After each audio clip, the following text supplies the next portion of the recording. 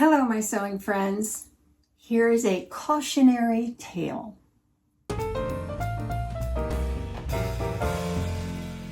I'm Jen, and this is my sewing room where you best beware because stuff can happen.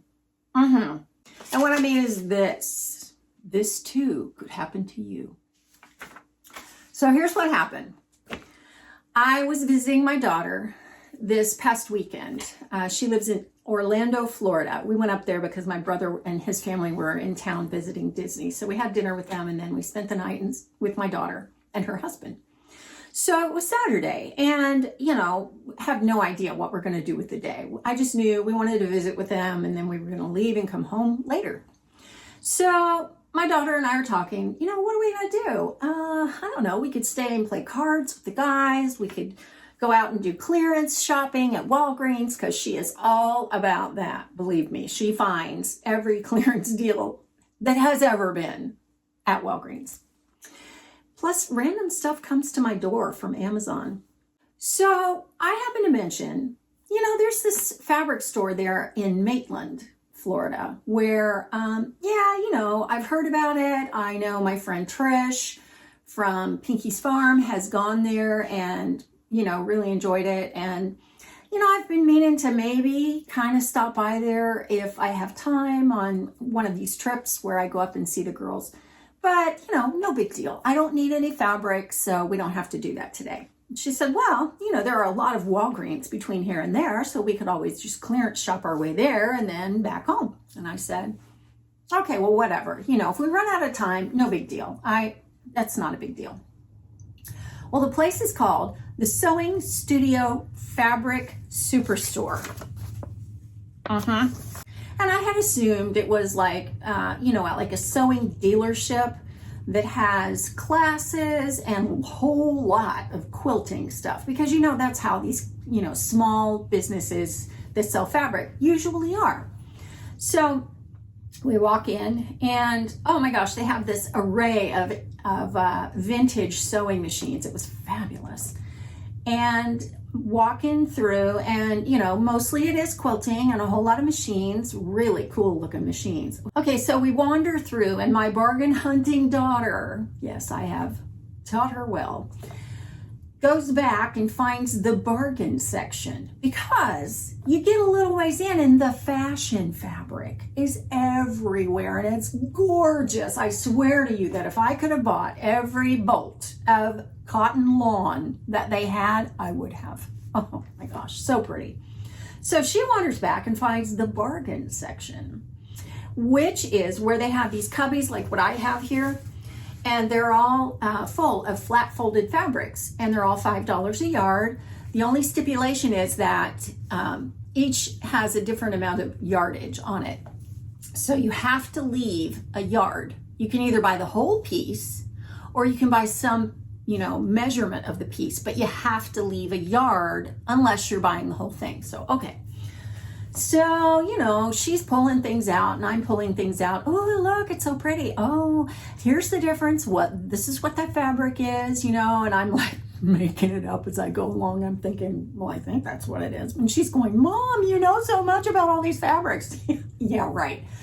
So anyway, we kind of pulled out, 4 or 5 of them. And I was looking for things that she liked, because I really would like to sew for her. She's learning to sew for herself, but I would also like to sew some things for her. So then we head to the cutting table, because at this point I've resolved, you just give up now, Jen. You're going to buy fabric. So I went over to the cutting table, and this is what happened. Oh, you guys, it's just, I should have known. So I bought a lot of fabric, and Melinda, the woman who waited on me, was so delightful. I could have talked to her all the livelong day. She was hilarious. She said this. She said, I always tell my husband I'm cheating on him with Jack. And I'm like, who? Jack, what? She goes, Jack the Ripper. She's talking about her seam ripper. Oh my gosh, I just laughed my head off. And we talk about being a perfectionist and, oh, it's not right, I gotta tear it out. And she's like, I know, I can't stand it. You know. So we had a wonderful time. All of that to show you. Here's the fabric I got. Okay, so I got this, which may or may not be an ITY. I'm not sure. It doesn't really feel exactly what I think an ITY is, but it probably is. It's 4-way stretch knit, 100% polyester, maybe some lycra, but it's this beautiful gray color with these flowers. I don't even know what kind of flower that is. I should. I don't know. But McKenna loved this, and I thought, oh yes, that is really nice on you. So it's knit. I don't know. You know what? I may end up just giving this to her and saying, okay, now you need to come up with something that you can make out of this. This, I think, was just shy of 2 yards. So it's so nice. And it does have great stretch. 4-way. There's so many things you could do with that. So beautiful. I'm going to throw these on the floor because they need to be washed. Plus, I love to throw things. Let's see. Let me do the knits first. There was a fair amount of this one, and she pulled this out and said, oh my gosh, Mom, this is so pretty. And it is. It's like a waffle texture knit. It's got stretch this way, but I don't think it has no stretch that way. So it's just a, I think that is a crosswise stretch. But oh my goodness, isn't this pretty? Just very summery, springy, you know, just, oh, all those colors, all those pretty colors. It's like a cream with these pastels, and so pretty. And I got a fair amount of it. And it's, even though it's got all that stretch, it feels, you know, it's got some weight to it. So I don't know what that's going to make, but you know, I never knew. Well, I seldom do, but so pretty, just so pretty. Okay, off it goes. More knit. This is like a cotton interlock, but it's like a cross between that and dotted Swiss. Look at this. See that texture? How it has those raised places on it, you know, where the weave is just like that. Oh, yes. I love dotted Swiss. It's a very old fabric. It's been around for, you know, hundreds of years, but it's so pretty. And usually it's in like a cotton, like a batiste. This is knit. And oh my gosh, these are my colors. These are so my colors. And it's very little stretch. Maybe no, there's no stretch that way, and there's a little bit this way, but not much. So my thinking is it's more like an interlock, but it is knit. So it's one of those knits that behaves like a woven. So, oh my goodness, the possibilities. I just can't even, I mean, I'm overwhelmed with all of the things, the ideas for this fabric.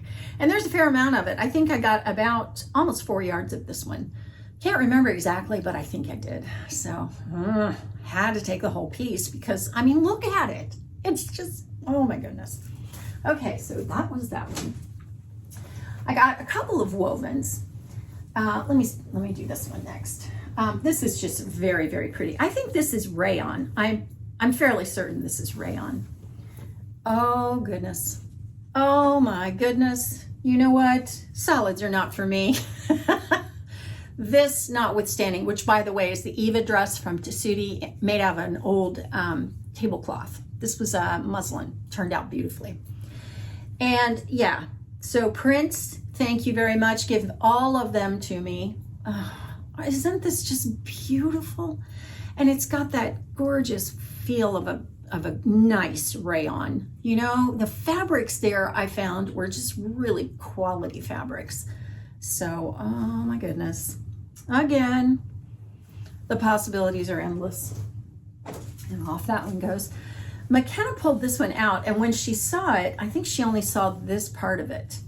But I have to show you. I'm going to have to back up and show you. This is 45 wide. It is a cotton, almost like a window pane weave. Now it's a very small window pane weave. Normally a window pane weave is like a shirting that's got like big squares where there's some texture woven into it and it looks like a window pane. This is that idea, but on a very small scale. It almost feels like seersucker, but not really quite. If it's seersucker, it's like a micro seersucker, but I don't think it is because of the way that it's woven. So anyway, so she pulls it out and she sees that very pale blue, but look at this. Look at the ombre. Oh my gosh, it's gorgeous. I don't remember how much of this I got, but that blue, you know, I'm all about a blue, but so is she. And the thing about this is, when she graduated from high school, I made her a dress. I made it out of white cotton interlock knit. And I thought, you know what, let's try this. So I got out a big, like a wash tub. I think it held toys when they were little, but it was one of those big plastic, heavy bucket kind of thing. I mean, the thing was like that tall and that big around. And we filled it with hot water and blue dye. And it was so funny. It was a big production in the kitchen. And she was there. My mom and dad were there because they were there for the graduation. And so I made the dress and then I dipped it into this blue dye and you know, got this ombre effect. My dad's trying to manage the whole thing. And we're thinking, Dad, Dad? Go sit down. But it worked out beautifully. And so I think this reminded her of that. And I thought, oh my goodness, the things you could do with this. And she's thinking, because we live here in this hot climate, maybe she'd like to have a pair of like wide leg casual pants to put on. Now I think this fabric is a little bit light for that, but it certainly has enough structure. So who knows, you know, we might be able to do that. I don't know, but oh, so pretty. She loves skirts too, so that might happen. And this was the find of the day. Now, I thought this was about, less than half per yard than what I ended up paying. I didn't realize. And I was going to call them and say, are you sure that that's what this was? Because it seems like it should have been way less. And I thought about that. And I thought, this is a small business that has doubtless been impacted by COVID. So do I really want to do that? No, I didn't. I thought, no, I'm not going to do that. So I didn't. But it's Ankara. Oh, gorgeous. This is a Holland wax print. And look at the gorgeousness here. Look at this. Oh, isn't that just stunning? I mean, my goodness, what I could do with this. I have, you know, fallen in love with Ankara fabric. I have finally gotten some. And this is the kind that isn't like what I made recently. I made a butterick pattern out of some Ankara that I ordered from House of Mamiwata, which I will probably do again. But this, I just happened to see it, so I bought it. And I got everything that was on the roll. They were rolls sticking up. And it's the heavy stuff. And you can feel it's kind of got that little bit of a wax finish on it. So I know it's going to wash up beautifully. And gosh, it's just so beautiful. These bold colors. So gorgeous. So gorgeous. And that was the fabric haul. I walked out of there much poorer, but very much fabric richer. And that's what happens when you walk in and you think, oh no, I don't need any more fabric. All that self-control goes right out the window. And it did. So yeah, let me know what you think of all these, because aren't they so beautiful? All of them, every one of them. And if you have ideas for, you know, what to make out of them, let me know that too. And if you'd like to see a playlist of other fabric hauls that I've done, just look right here. And that's it for now for me. I'll see you next time. Thanks for watching.